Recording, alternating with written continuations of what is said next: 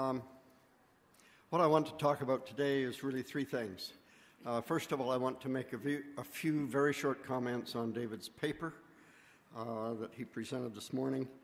I then want to look at least my view of the trade scene in Canada and where we're going and what may be possible. And finally, I want to talk about competitiveness and the reason I argue...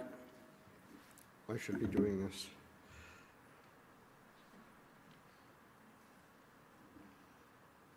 And finally, I want to talk about competitiveness because as you go into trade agreements and make those agreements, by and large, it will put pressure on the competitiveness of your own system throughout the value chain.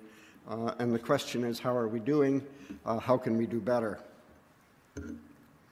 David Orden's paper, there's an immense amount of information in that paper.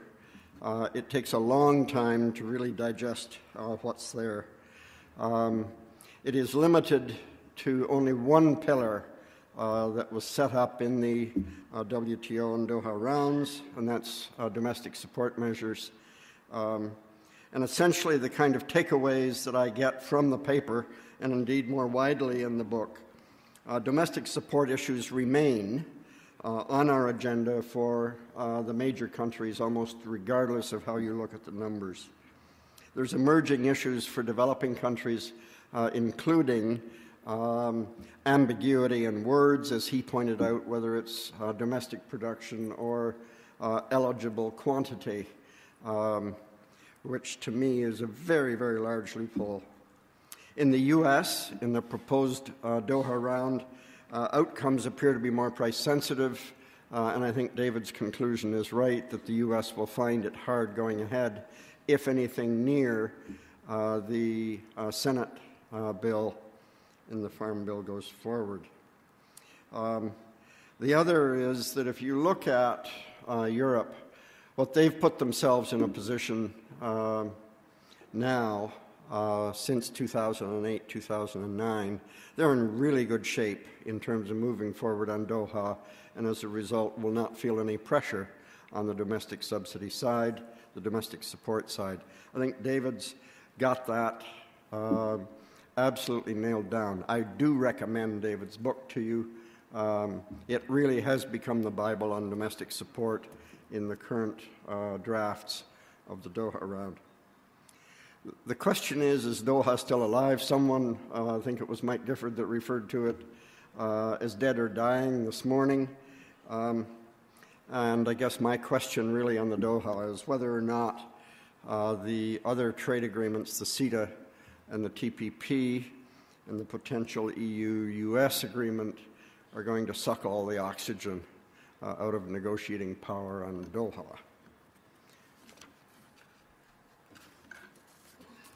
I want to look a little bit at Canada's position analysis. It's now a TPP member, and as the speaker said this morning, Canada couldn't afford not to be a member. Almost any look at the trade position will give you that. One of the things that we need to worry about is the hub-and-spoke design, and the U.S., in commentary about 10 days ago, did refer to the TPP for the U.S. as essentially 10 or 11 bilateral negotiations, which implies a hub-and-spoke design, which I don't think is in Canada's interest.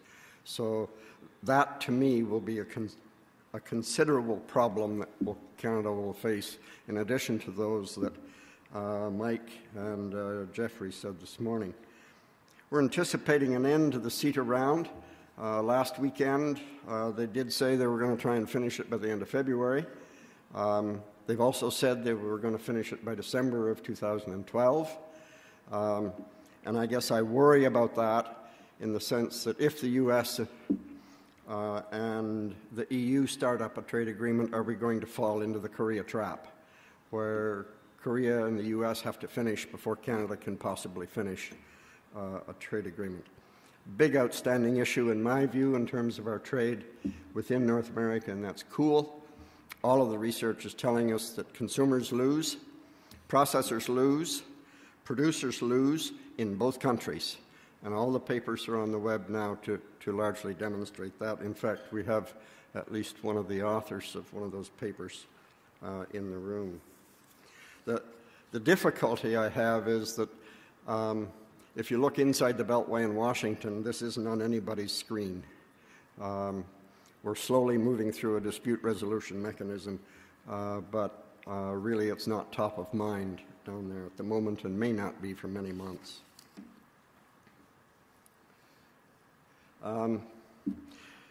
GF1 domestic subsidies are likely not going to be an issue in proposed Doha rules. The one thing I keep pointing out is that Canada gained a very great deal in the CUSTA agreement and the NAFTA agreement with U.S. and Mexico in terms of trade relations. The more regional agreements that the U.S. makes that Canada does not have erodes our NAFTA advantages.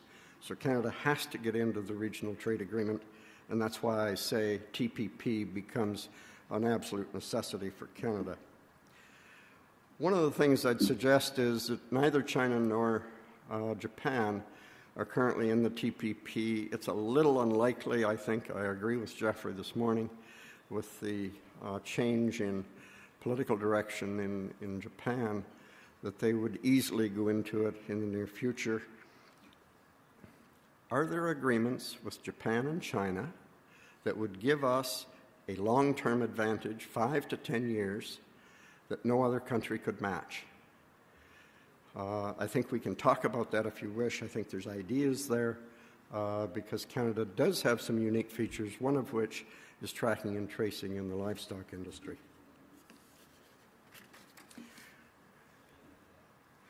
Let's turn to competitiveness. How are we doing? First of all, what's going wrong in the processing sector, and this is the further processed sector. It's not the intact meats that we trade, for example.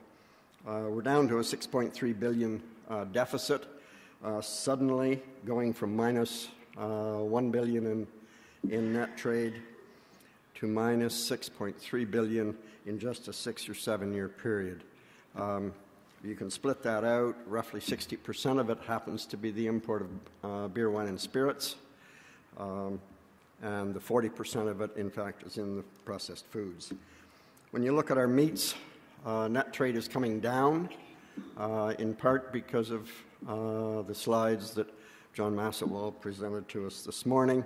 The spike on grains and oilseeds, the very top one on the right, what you're seeing there is largely a price effect, much more of a price effect than any volume effect.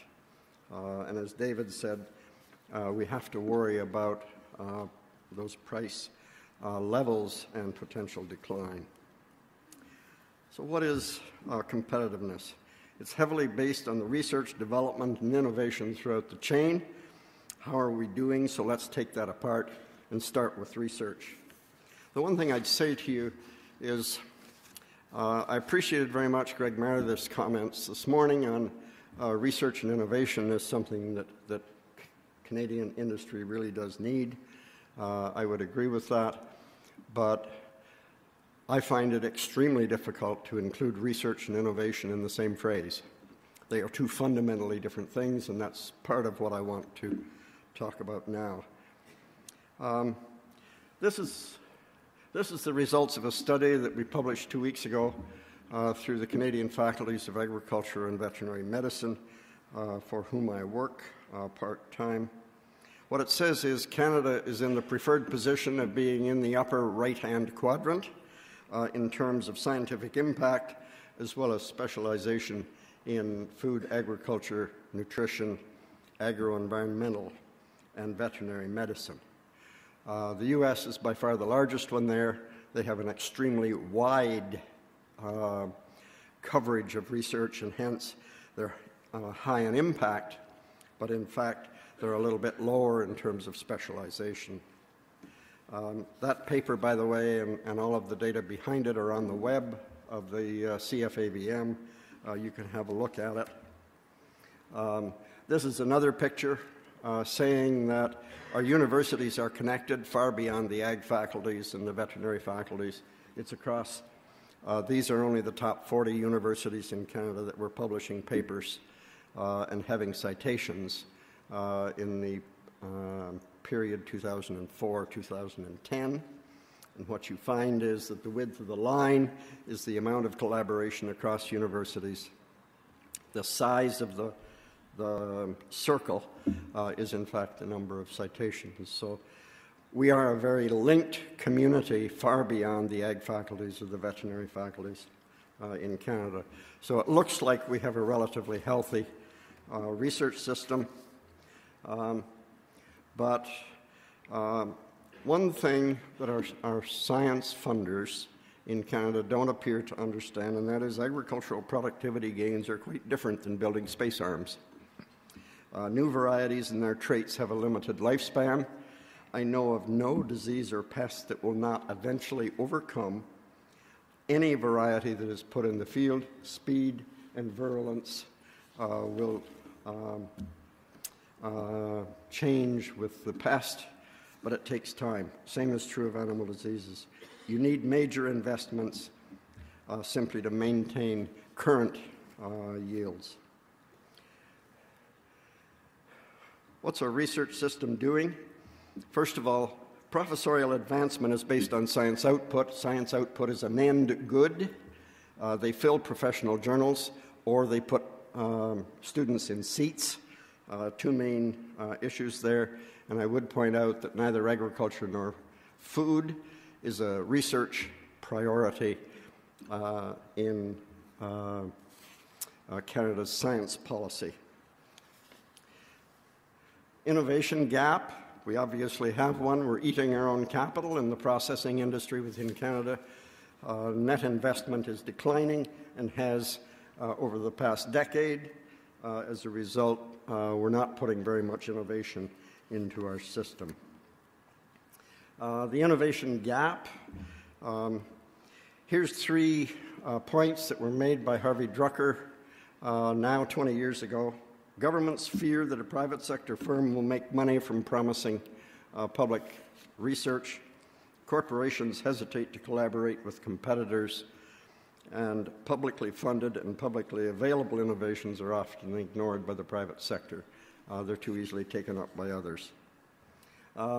Addressing innovation. Innovation is driven by the private sector. Research is driven by your researchers and academics. They come from 2 very different periods. Innovation in the ag sector is a long-term endeavor, minimum of about 10 to 12 years on grains, 15 in cattle, probably 8 to 10 in swine. That innovation is not really research, it's really an innovation issue. Innovation continuum. You can have incremental, and we do a lot of that. It's less than 1% growth a year. You can have game-changing innovations, and we have all points in between, so we have to understand what that range is.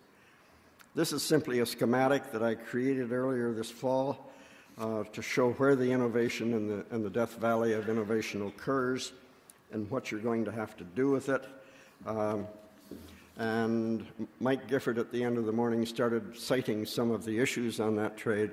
Clearly industry structure is one, as Mike mentioned, the change in the value of the dollar, all of those things are regulatory systems. We all know that. How do you avoid Death Valley? The McKinsey group just put out 3 possible government roles. Loans or equity to reduce commercial risk, particularly in early stages of development. What that means is that our industries cannot reach all the way back to the science journals. They cannot afford to reach all the way back on their own hook. They're betting their company on it when they do.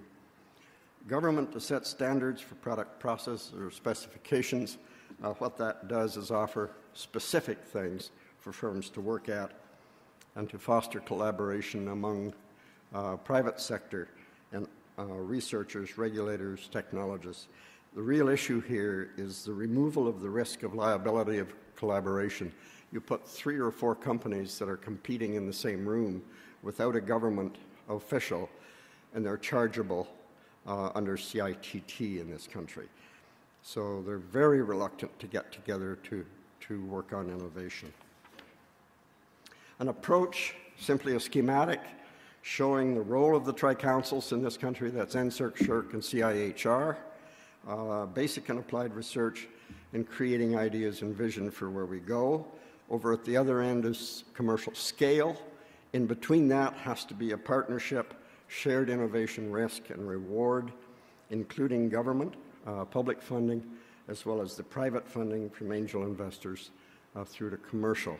That, to me, is the kind of model that we're going to need and understand in our system.